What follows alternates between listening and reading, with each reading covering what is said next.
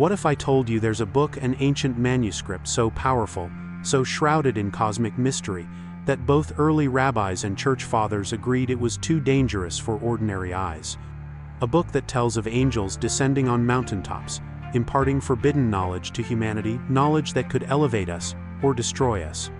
A book so controversial, it vanished from the Bible, hidden away for centuries, only to be rediscovered in dusty caves and remote monasteries. Tonight, you are not just a viewer, you are an initiate. This is not a history lesson. This is a journey to the fringes of forgotten history, to the shadowed courts of heaven and the trembling heart of human curiosity.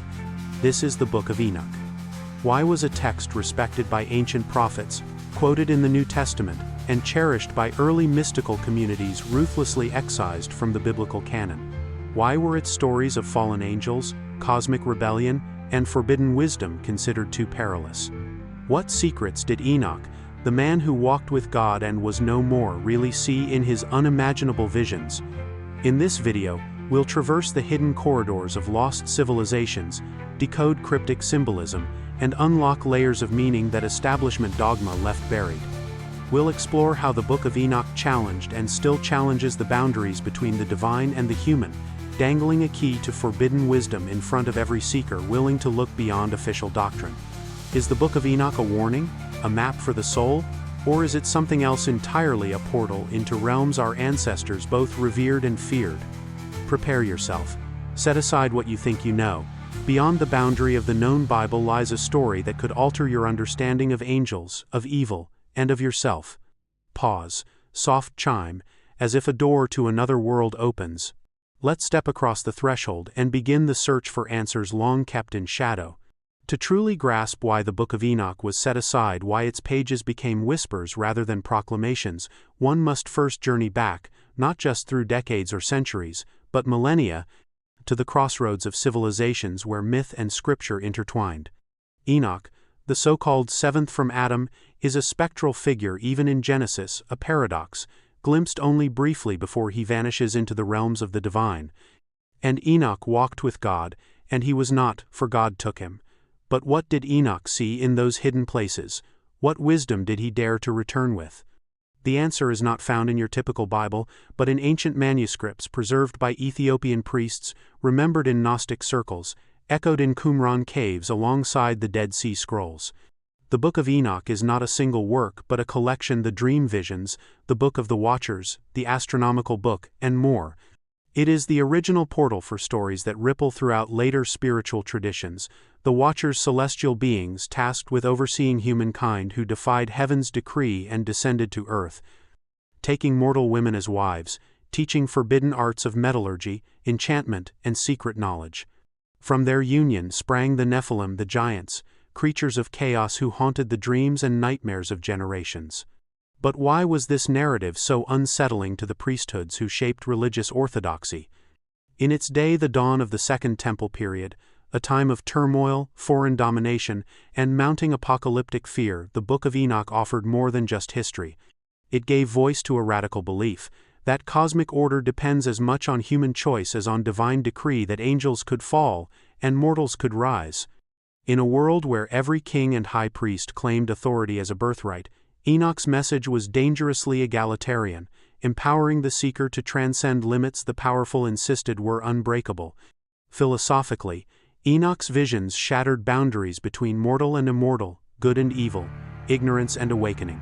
The book hints at cycles of hidden knowledge, first gifted, then lost, then regained, themes echoed centuries later among hermeticists, alchemists, and mystics who whispered that enlightenment was both a birthright and a peril.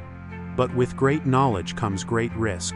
The ancient world was wary of secrets that could unbalance the soul, unravel society, spark rebellion, chaos, and forbidden unions. Wisdom, after all, is a two-edged sword. It can illuminate, yes, but it can also burn. The Book of Enoch's opened doors to mysteries of angelic rebellion, cosmic justice, and the forging of forbidden tools were seen as both seduction and danger, not just to individuals, but to entire worlds. So, when councils convened, when early rabbis and Christian bishops debated which books would define faith, they faced a pivotal choice. Did humanity need protection or liberation? Was it safer to keep the doors to ancient knowledge bolted shut, locking the Book of Enoch outside the Garden of Canon? Think of the lost civilizations: Egypt, Babylon, Sumer, each with their cryptic rites and tales of gods mingling with mortals, imparting fire, wisdom, or disaster. Enoch's book stands at the crossroads of these myths and the dawn of monotheistic faith, a bridge both tantalizing and terrifying. In shrouding Enoch, the keepers of tradition didn't simply hide a book, they concealed an idea that divine knowledge is not the property of the elite, but a spark that could ignite in anyone. What else might those forbidden pages reveal? An owl hoots softly, and distant thunder hints at mysteries yet to be unveiled. Now, let us walk deeper into the labyrinth, into the heart of the story and the forbidden knowledge Enoch dared to record. To explore the true power and danger of the Book of Enoch, we must unravel the legends nestled within its pages, for these stories carry the pulse of a world between worlds. Imagine a time when the boundaries separating the divine from the human were thinner, more porous, a time when messengers of heaven could step onto the soil of earth and the stars themselves seemed to whisper secrets into the ears of chosen mortals. The heart of the Book of Enoch lies in the tale of the Watchers. These were not the comforting guardian angels of Sunday school. In Enoch's vision, the Watchers were majestic beings appointed as cosmic shepherds, stewards of humanity's infancy. But as they gazed upon the daughters of men, the Watchers were overcome not merely by passion, but by a yearning to experience and to impart. They made a fateful pact atop snowy Mount Hermon, swearing an oath that would forever alter the fate of earth and heaven alike. Here is where the story shreds the veil of comforting doctrine. The Watchers descend, taking human wives, and begat hybrid progeny, the Nephilim. Giants, yes, but more than physical colossi. They are living symbols of forbidden union. The Watchers impart forbidden arts: metallurgy, weapon crafting, the secrets of plants and herbs, makeup, enchantments, astrology. In essence, they bestow upon humanity the keys to both creation and destruction. This knowledge is double-edged, both gift and curse. Humanity suddenly leaps forward, shaping metal and stars, bending nature, glimpsing patterns in the heavens. Civilization accelerates, but so does chaos. The world is flooded literally and metaphorically with consequences: violence, corruption, hubris. The Nephilim become monsters, devouring all in their path, threatening the cosmic order. The Book of Enoch tackles a question that still haunts us: when does the pursuit of knowledge cross into transgression? Are we meant to stay in the garden of innocence, or are we destined to eat from the tree of wisdom, even if that wisdom burns? In this cosmology, angels are not flawless automatons. Divinity itself is participatory, risky, full of tension. The Watchers are punished, bound in darkness until some far-off day of judgment. Their children, the Nephilim, are swept away by the flood, yet humanity is changed forever, no longer innocent, but awake. The deeper teaching of Enoch is not simply about angels or giants, but about the nature of revelation. Knowledge has a cost. Each act of revelation, each spark of forbidden wisdom brings both light and shadow, possibility and peril. Here we glimpse a philosophy older than religion itself, that true awakening is inseparable from responsibility, and that every step toward higher understanding demands a reckoning. Imagine, now, why authorities might fear this message. It speaks to the irrepressible pull of curiosity within us all, the daring to ask, what lies beyond, and to follow that thread, no matter the cost. It is a challenge to static order, an invitation to adventure, fraught with all the hazards the unknown provides. And yet, is not civilization itself art, alchemy, science built atop the bones of such ancient transgressions? Isn't the story of fire stolen from the gods a tale reenacting the drama of the Watchers? The Book of Enoch stands as a mirror to the very soul of humanity, asking, would you risk everything for a taste of the ultimate mystery? But was this knowledge meant to be forbidden, or was it a necessary step in the soul's evolution? As the moon rises over the ancient mountains, let us draw closer to the arcane heart of Enoch's visions, down paths where angels dwell in shadow, and secrets are as perilous as they are precious. The journey, and its questions, deepen still. To truly fathom why the Book of Enoch was banished, we must move deeper into its labyrinth of paradoxes and hidden meanings, where the sacred and the profane intertwine. The further we read, the clearer it becomes. Enoch is not simply cataloging supernatural events, he is revealing the scaffolding of reality itself and the cosmic drama of transgression, judgment, and redemption. One of the book's most enigmatic gifts is its vision of cosmic justice. As Enoch is carried by angelic guides through the heavens from the vaults of the stars to chambers of spirits unborn, he is shown the mechanisms of the universe, the courses of luminaries, the storehouses of wind, the tallying of souls. Here, moral law is not a human invention but a raw force woven into creation.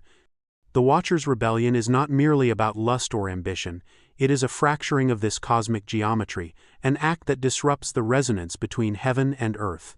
It is in these celestial visions that Enoch encounters the fates of both angels and humans. The archangel Uriel shows him a place of torment reserved for the Watchers, a prison under mountains of jagged crystal, echoing with wails the very image of celestial justice. Elsewhere, Enoch sees the domains where the spirits of the righteous await salvation, and the unrighteous are swept into shadow. What does this teach us? That to violate natural or divine order is to enter a feedback loop, a spiral whose repercussions ripple across dimensions, binding both lofty spirits and earthbound souls to the consequences of their choices. But there is deeper mystery still, for the Book of Enoch subtly inverts the familiar narrative of fallenness. It challenges the orthodox depiction of angels as pure and humanity as lowly, suggesting instead that all sentient beings, mortal or immortal, are capable of error, longing, and transformation. In Enoch, nothing is stationary, nothing fixed. Angels can fall, the fallen can rise. The gateways of heaven are not barred forever to those willing to walk the path of wisdom and repentance. And then comes perhaps the most subversive doctrine of all, the idea that knowledge, precisely because it can be abused, is also the seed of awakening. The Watcher's forbidden arts are not erased from human memory. Instead, they become the foundation of civilization, refined through trial and discipline, pain and revelation. The priests who rejected Enoch may have feared this implication, that spiritual growth is not about blind obedience, but about discerning use of power, a lifelong wrestle with light and darkness. Consider also that Enoch is one of the earliest texts to describe a future messianic figure, the Son of Man, who will preside over the final judgment, restore the order shattered by rebellion, and unveil the hidden truths of creation. Echoes of this prophecy found their way into later Jewish and Christian esotericism, shaping ideas of resurrection, afterlife, and redemption that were once radical and, to some, threatening. No wonder, then, that the Book of Enoch found itself loved by visionaries and shunned by gatekeepers. The scribes of Qumran copied its words lovingly and hid them for millennia. The Ethiopian church preserved it when others let it fade. Mystics and scholars from the Gnostic to the Hermetic saw in Enoch a living map of spiritual ascent, a path through the heart of mystery itself. Yet, with every revelation, Enoch leaves us with more questions than answers. Did the ancients banish the book to save us from ourselves? Or to preserve their own power, sealing away a gnosis that could set humanity free? Does the Watcher's exile mirror our own cast out for seeking too much, yearning too brightly for mysteries that burn? Were the builders of cathedrals and the keepers of law truly protecting us, or simply afraid of what we might become if we embraced the whole of our spiritual inheritance? The Book of Enoch is less a text than a living riddle, or perhaps, a hidden door, and to approach it is to walk the razor's edge between revelation and ruin, awe and hubris. Are you ready to look within, to seek the Watcher's wisdom, knowing you might never see the world the same way again? All this talk of cosmic rebellion, forbidden knowledge, and esoteric wisdom, what does it mean for you, here and now, walking in the modern world with ancient hunger flickering in your soul? How can we approach the legacy of Enoch not as a relic, but as a living, breathing path to inner transformation? Ancient texts are not merely meant to be read, they are meant to permeate your way of being, to expand consciousness, to awaken latent abilities and undefined longing within you. The Book of Enoch, with its tales of angels, watchful or fallen, and its warnings about the power and peril of wisdom, offers profound lessons for seekers ready to approach the unknown responsibly. 1. The ritual of discernment. First, Enoch teaches the necessity of discernment. Before reaching for hidden knowledge, before following any mystical path, pause and center yourself. Here is a simple daily exercise inspired by Enoch's own celestial journey. The Watcher's breath. Each morning, sit quietly. As you inhale, Imagine drawing in the light of the higher worlds. As you exhale, release doubts and distractions. Silently ask, what am I truly seeking? On the final breath, hold the questions gently in your awareness.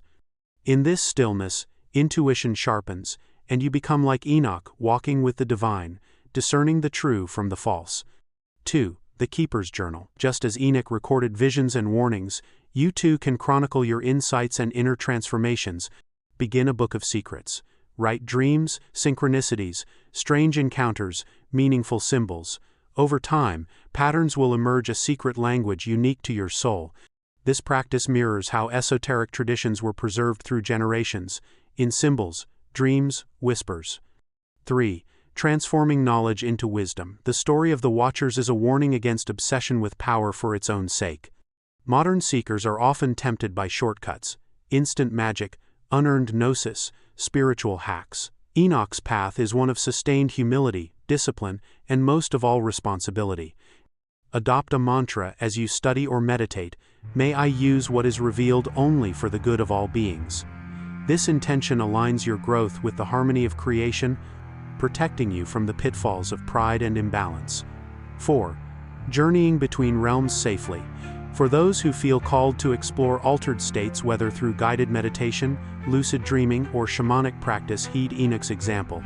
Always invoke guardians. Imagine yourself encircled by angelic watchers, their gaze both protective and illuminating. Enter these states not out of idle curiosity, but with a clear question and a humble heart. When you return, record and reflect.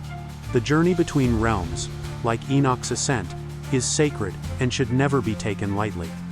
5. Integration and service. Wisdom is not for self-glorification. The lost wisdom of Enoch finds its highest expression not in secret powers but in practical compassion, raising others up, healing, and nurturing the broken places of the world. As you gain insight, look for ways to serve, share, uplift, and quietly plant seeds of awakening in your daily encounters. Obstacles and pitfalls. The path Enoch reveals is paradoxical. The brighter the wisdom, the longer the shadow it casts. Beware of spiritual arrogance, escapism, or the illusion that you are chosen above others. Every genuine seeker will confront moments of doubt, darkness, and uncertainty. Let these be reminders of humility, like chains that bind the watchers until the right season of release. Above all, remember, the true forbidden wisdom is not locked away by cruel gods, but by inner fear and unpreparedness. As you grow, the gates of insight will open in their own time. Trust, persist, and honor the mysteries. The secrets of Enoch are not just ancient, they are perennial, waiting to transform anyone ready, at last, to walk with the divine through the twilight corridors of awe. We have wandered, together, through the veiled corridors of the Book of Enoch, a text discarded by councils, preserved by mystics, and whispered about by seekers for millennia. We have glimpsed a world where angels fall, giants rise, and the boundaries between mortal and divine are constantly, perilously blurred. We have seen how the forbidden knowledge Enoch reveals is both a beacon and a warning, a reminder that the pursuit of wisdom, if untethered from humility and discernment, can illuminate and incinerate with equal ferocity. The ultimate secret, perhaps, is that every act of genuine seeking, every questioning, every dream, every humble undertaking to pierce the veil echoes Enoch's journey. You are not just a spectator to the ancient drama. In your moments of wonder, doubt, and awakening, you become a modern inheritor of this ageless quest, to walk with the divine, to reconcile the light and shadow within, and to choose responsibility over recklessness every step of the way. Why was the Book of Enoch banned? Not simply because of its extraordinary stories, but because it placed the torch of knowledge in your hands, not the hands of kings or priests. It hinted at the staggering idea that the gates of heaven and understanding could swing open to anyone willing to seek, to bear the cost, and to awaken. So now, as you close this chapter, ask yourself, what door waits for me to open? What hidden wisdom have I quietly longed for but never dared to seek? Might the very questions that unsettle me the most be the ones that carry me beyond the edge of the known, into the realm of the truly possible? If these mysteries have sparked your curiosity, do not let it fade. Share your thoughts, dreams, or questions in the comments below. Join the circle of seekers walking the path Enoch once walked. If you yearn for further revelations, subscribe, and let us journey even deeper together into the forgotten, the mysterious, and the profound. The story is not over. The true Book of Enoch is the one you write with your own life. Thank you for watching. Until our next journey, may the mysteries guide and protect you always.